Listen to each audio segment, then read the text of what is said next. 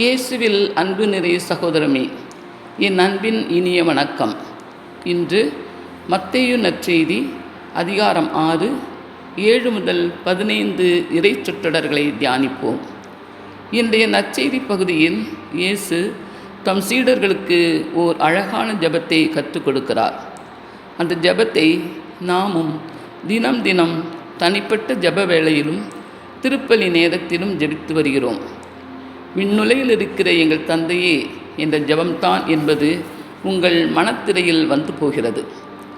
இயேசு இந்த ஜெபத்தை கற்றுக் கொடுப்பதற்கு முன்பாக ஜெபிக்கும் பொழுது நமது மனநிலை எப்படி இருக்க வேண்டும், எப்படிப்பட்ட மனநிலையை கொண்டிருக்க வேண்டும் என்பதனை வலியுறுத்துகிறார். ஏன் மனநிலையை பற்றி இயேசு குறிப்பிடுகிறார் என்றால், இயேசு வாழ்ந்த காலத்தில் மறைநூல் அறிஞர், பரிசேயர், சதுசேயர் என்ற பல பிரிவினர் மக்களுக்கு போதனை செய்ய, அவர்களை வழிநடத்த என வாழ்ந்து வந்தனர். ஆனால் இவர்கள் தங்களது செயல்களைக் கண்டு கடவுளை அல்ல, மாறாக தங்களை புகழ வேண்டும், தங்களை போற்ற வேண்டும் என்ற மனநிலை கொண்டவர்களாக வாழ்ந்தனர். தங்களது சேவையால் பெருமை தேடிக்கொண்டால் கூட அது மனித இயல்பு என்று எடுத்துக்கொள்ளலாம். ஆனால் இறைவனை நோக்கி ஜெபிப்பதிலும் தங்களது பெருமையை, தங்களது சிறப்பை வெளிப்படுத்த விரும்பி ஜெபக்கூடங்களில் ஜெபிக்காமல் மக்கள் கூடும் சந்தை போன்ற இடங்களிலும் பொது இடங்களிலும் நின்று கொண்டு கைகளை உயர்த்தி மார்பில் அறைந்து சப்தமிட்டு கடவுளை புகழ்ந்தனர். இச்செயலை இயேசு பலமுறை கண்டித்து கடிந்து கொண்டார். இவர்களைப் போல தனது சீடர்களும் ஜெபித்து ஜெபத்தின் பலனை இழந்துவிடக்கூடாது என விரும்பி தம் சீடர்களை நோக்கி, நீங்கள் இறைவேண்டல் செய்யும் போது பிற இனத்தவரைப் போல் பிதற்ற வேண்டாம். மிகுதியான சொற்களை அடுக்கிக் கொண்டே போனால் தங்கள் வேண்டுதல் கேட்கப்படும் என அவர்கள் நினைக்கிறார்கள். நீங்கள் அவர்களைப் போல் இருக்க வேண்டாம்.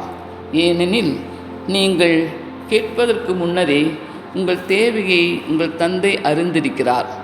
ஆகவே இவ்வாறு வேண்டுங்கள் என்று விண்ணுலகில் இருக்கும் தந்தையே என்ற சிறப்பான, அழகான, எளிமையான, எல்லா மக்களும் ஜெபிக்கத்தக்க ஜெபத்தை கற்பித்தார். இந்த ஜெபத்தின் சிறப்பினை, முக்கியத்துவத்தை உணர ஒரு சிறு உண்மையை உங்கள் முன் வைக்கின்றேன். நம்மில் பலர் இன்று புனித பயணம் என இயேசு பிறந்த, வளர்ந்த, வாழ்ந்த, ஜெபித்த, மரித்த இடங்களையெல்லாம் சென்று பார்த்து கொண்டிருக்கின்றோம். அத்தகைய இடங்களில் ஒன்று சீனாய் மலை என்ற ஓர் இடம். அந்த இடத்திலே, அந்த சீனாய் மலைக்கு செல்லுகின்ற பாதையிலே 140 மொழிகளில் இயேசு கற்பித்த இந்த விண்ணுலகில் இருக்கிற எங்கள் தந்தையே என்ற ஜெபத்தை எழுதி வைத்துள்ளனர். 140 மொழிகளில் நமது தாய்மொழியாம் தமிழும் இடம்பெற்றிருக்கிறது என்ற ஒரு செய்தி நமக்கு மகிழ்ச்சியை அளிக்கின்றது. இந்த ஜெபத்தில் 2 பகுதிகள் இருப்பதை காணலாம். முதல் பகுதி, கடவுளை அப்பா, தந்தையே என அழைத்து அவருக்கு புகழ், அவருக்கு மகிமை உண்டாகட்டும் என வாழ்த்தி, அவரது ஆட்சி, அவரது அரசு விண்ணிலும் மண்ணிலும் செயல்படட்டும் என்று சொல்லக்கூடிய ஒரு நிலை இருக்கின்றது. இரண்டாவது பகுதியில் நமக்காக, அதாவது தந்தையை நோக்கி எங்களுக்கான அன்றாட உணவினை கொடுத்திரளும் என்று கேட்கின்ற ஒரு மன்றாட்டும் இருக்கின்றது. அன்றாட உணவை மட்டும் கேட்டுவிட்டு இந்த ஜெபத்தை முடித்திருக்கலாம். ஆனால் உணவு தேவையுடன் அன்றாட வாழ்க்கை முடிந்துவிடவில்லை. தொடர்ந்து நாம் வாழும் வாழ்க்கை நம்மிடம் முழுமை பெற நம்மிடம் உள்ள பகை உணர்வுகள் மறைய வேண்டும். அதாவது நாங்கள் அறிந்தும் அறியாமலும் கோபத்திலும் ஏக்கத்திலும் உணர்ச்சி போராட்டத்திலும் செய்த குற்றங்களையெல்லாம் மன்னிக்குமாறு இறைவனிடம் விண்ணப்பிக்க இயேசு இங்கு கற்றுத்தருகின்றார். இங்கு இயேசு நமது குற்றங்களை மன்னிக்க வேண்டும் என்று கேட்பதற்கு முன்பாக நாம் என்ன செய்ய வேண்டும் என்ற ஒரு நிபந்தனையையும் வைக்கின்றார்.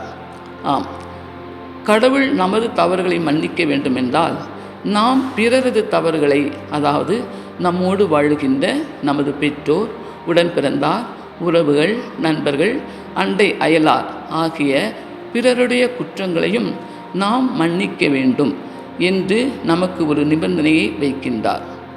மன்னிப்பு என்பது மனித மனங்களுக்கு தேவையா என சிந்தித்தால், மன்னிப்பு என்ற ஒரு சிறந்த மருந்தால்தான் மனிதம் வாழ்ந்து கொண்டிருக்கிறது என்று கூறலாம். மன்னிப்பு என்பது ஒரு தெய்வீக குணம். மன்னிக்க மறுத்தால் உலகில் உயிர்களே இல்லாமல் போகும். ஆகவே நமது மனதில் மன்னிப்பு என்ற பண்பை ஆழமாக பதிவு செய்ய வேண்டும். மன்னிப்பு என்பது நம் மனதில் உள்ள கசப்பான உணர்வை மாற்றி புதிய உணர்வுகளை பெற்று நம் உள்ளம் மகிழச் செய்யும் ஒரு மந்திரம் இது. இந்த மன்னிப்பை எல்லா மதங்களும் வலியுறுத்துகின்றன. மன்னிப்பது கோழைத்தனமோ பலவீனமோ அல்ல. தீமை செய்தவர்களை மன்னிக்கும் போது நாம் வலிமையுள்ளவர்கள் ஆகின்றோம். பழிக்கு பழி வாங்குவது எளிது, ஏனென்றால் அது உணர்ச்சிகளின் வெளிப்பாடுதான். பழி வாங்கிய பிறகு கொதித்தெழுந்த உணர்வு அடங்கிவிடும். ஆனால் மனமோ அல்லல்படும், அமைதியை இழக்கும். தனிமையில் அது தினமும் வாடிக்கொண்டிருக்கும். ஆகவே மன்னிக்கும் உள்ளம்தான் புது வலிமை பெறும். மனதில் ஒரு அமைதியை, நிறைவினை உண்டாக்கும். கடவுளின் அளவற்ற அன்பு அங்கு நிறைந்து ஓடும். ஆகவே நமது தேசத்தந்தை மகாத்மா காந்தி சொல்லியிருந்தார், மன வலிமை உள்ளவர்கள் மன்னிப்பார்கள், கோழைகள் பழிவாங்குவார்கள் என்று கூறுகின்றார். ஆகவே மன்னிக்கும் மனதினை நாம் என்றும் வளர்த்து கொள்ள வேண்டும் என்பது தெளிவாகின்றது. அன்பு சகோதரமே, கல்வாரி மலையில் சிலுவை மரத்தில் இரத்தம் சொட்ட சொட்ட ஆணிகளால் அறையப்பட்ட இயேசு உடல் வலி, அவமானங்கள், பழிச்சொற்கள், எல்லாராலும் கைவிடப்பட்ட தனிமை நிலை. இந்த நிலையிலும் அவரது வாயிலிருந்து வந்த முத்துச்சிதறல்கள் என்ன, தந்தையே இவர்களை மன்னியும், ஆம் இவர்கள் அறியாமல் செய்கின்றார்கள், இவர்களை மன்னியும் என்று கேட்கின்றார். இவ்வார்த்தைகள் மன்னிப்பின் புனிதத்தை, மன்னிப்பின் தெய்வீகத்தை, மன்னிப்பின் வீரத்தை வெளிப்படுத்துகிறது. இயேசுவின் இந்த வார்த்தைகள் கோழைத்தனமா? மன வலிமையின் வெளிப்பாடு, நம்மேல் கொண்ட நிபந்தனையற்ற அன்பின் இலக்கணம். இறைவா, எங்களுக்கு தீமை செய்தோரை நாங்கள் மன்னிப்பது போல எங்கள் குற்றங்களை மன்னியும். ஆமென்.